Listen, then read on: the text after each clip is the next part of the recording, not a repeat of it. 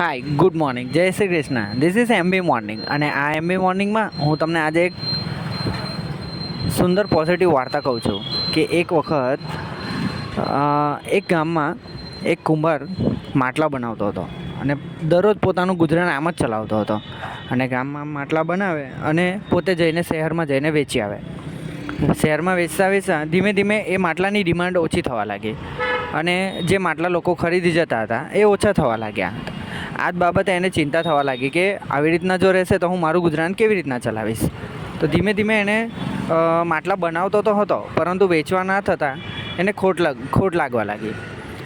થોડા સમય આવી રીતના જોયું, પછી એણે શું કર્યું, માટલા બનાવવાનું બંધ કર્યું અને વિચાર્યું કે ચાલો માર્કેટમાં જઈએ, શું ચાલે છે જોઈએ અને પછી ફરીથી એક વખત સમજીએ.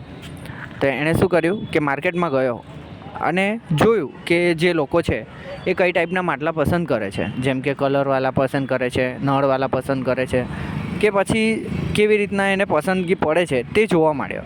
કારણ કે એ જે હતો એ ગામમાંથી આવતો હતો અને એ ફક્ત એક જ ટાઈપના માટલા બનાવતો હતો જે ગોળ હતા. સવાલ એ નથી કે ઠંડુ પાણી આપતા હતા કે નહીં, કારણ કે માટલા જનરલી ઠંડુ પાણી આપતા જ હોય, પણ અહીંયા પ્રશ્ન એ હતો કે એના માટલા કેમ વેચાતા ન હતા. તો જ્યારે માર્કેટમાં જઈને એનાલિસિસ કરે છે ત્યારે એને સમજ પડે છે કે ખરેખર મારા માટલાની પેટર્ન સેમ જ છે અને એ જ કારણના લીધે કોઈ માટલા લેતું નથી. એટલે પછી એણે શું કર્યું, જે પ્રમાણે માર્કેટમાં જોયું કે રંગબેરંગી મળે છે, નળવાળા મળે છે, નાનેથી લઈને મોટા પણ મળે છે, તો એણે પણ પછી એ જ રીતના માટલા બનાવવાનું શરૂ કર્યું. અને ફરીથી એણે માર્કેટમાં વેચવા ગયો ત્યારે એના દરેક માટલા વેચાઈ ગયા.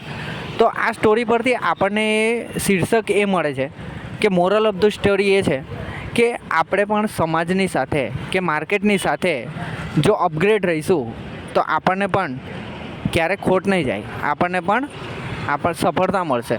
કારણ કે જો તમે જૂના એથિક્સ કે જૂના વિચારો સાથે ફરીથી એ જ વિચારોને લઈને ફરશો ને તો તમારી ડિમોટિવેશન કે તમારી અવગણના થતી જશે. પરંતુ નવા વિચારોને તમે સહારો આપશો અને નવા વિચારોને આગળ લઈ જશો ને તો ડેફિનેટલી તમારી વાત થશે અને તમને પણ બધા બોલાવશે.